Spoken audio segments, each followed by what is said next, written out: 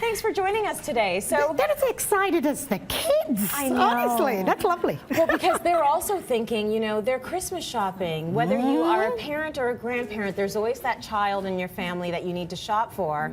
And so this is a truly lovely gift, you know, with the Kids Safe Wi-Fi.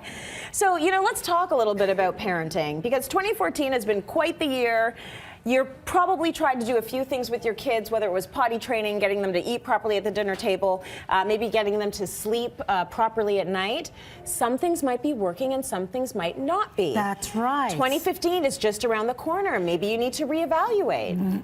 You may have to take your parenting in another direction if it's not working. Now, I almost feel like I've got to swallow my words here, because often I will say to parents, well, the reason it's not working is because you keep switching it up, you know. And sometimes if you switch it up too much, you don't get the results that you're looking for. Right. However, I think there comes a time when you got to follow your gut.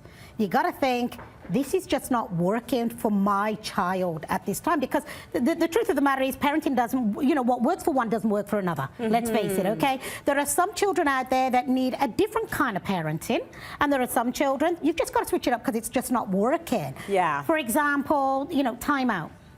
Timeout, you know, I get this most, how do you do timeout? It doesn't seem to work. The truth of the matter is, I actually agree. I don't think timeout works a whole big deal for children that are probably beyond 4 years old, okay? They've outgrown it, and even toddlers, what they're gonna do is sit there, pick their nose, mess around with their feet.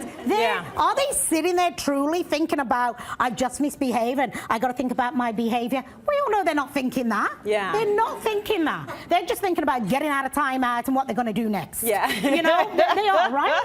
Let's face it. So you may want to start looking at other things that you can do. Now, you have to remember that talking about each child is at different ages and different stages. So with perhaps a younger child, you could do a behavior chart.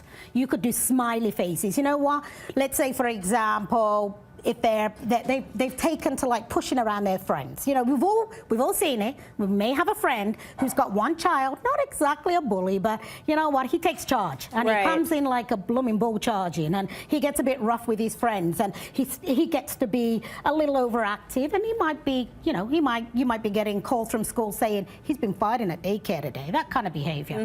How are you going to turn that around, you know? So one of the things, instead of, okay, time out all the time because it's clearly not working, is perhaps create a behavior chart. So for the days that he doesn't actually, you know, give his friend a black eye, so to speak, he gets a smiley face. Now, you shouldn't make the challenge too big. So if you're expecting seven smiley faces over 7 days, it's probably not going to happen. Right. But you can say, you know what, if you get 3, this is what we're going to do, and give him a little incentive. So it's like on Friday night, you can choose where we're going for dinner, for example, because timeout is not working. Yeah. You know, so they're more into sort of getting rewards at that age. When they get into an older age, they want the check mark, they want the smiley face, they want the marble. Yes, the marble jar. They want the rewards. They want the rewards. And, you know, a marble jar is also a game for an older child. A younger child, sometimes, you know what, it depends on the temperament of your child. It can have an effect. So you've got 2 jars and you put them where your child can see them. One's a naughty jar, one's a good jar. And you take a marble out of the good jar, you put it in the naughty jar. Well, when a child starts losing those marbles, you know what, it does have an effect on them. They're like, oh, whoa, they can go into this complete blooming meltdown about, oh, no, I want my marble back. Well, you've got to earn it back now, you know. So it does actually have an effect on the kids. They don't like losing those marbles. Yeah, that's good when they're at an age where they get that. Because I know we do check marks, and my daughter has said before, when she just doesn't want to make her bed, she's like, I don't need a check mark. It's like, no!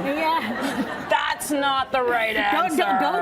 Don't you want to explode when they push your buttons that much? I don't want a marble. I'm good. I don't want the marble anyway, you know. I'm all right. But yeah, it is. Let's talk a little bit about sleep. Sleep is a tough one for a lot of parents. So when you finally get them down and they're in their own room and they're doing their own thing, but they want to come outside of their bedroom about a billion times every night. You've marched up the stairs 400 times and you realize you lost 10 pounds overnight, you know you've got to change it up, right?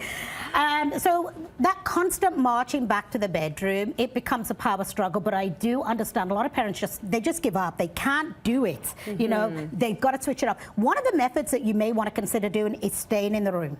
You know what? Because it does become a power struggle. So you stay in the room instead of keep coming out. You stay in the room until it starts to settle, and slowly, over time, you work your way out of the room. So you're sitting beside the bed, and by day 4, you're in the middle of the room. By day 7, you're sitting outside the room.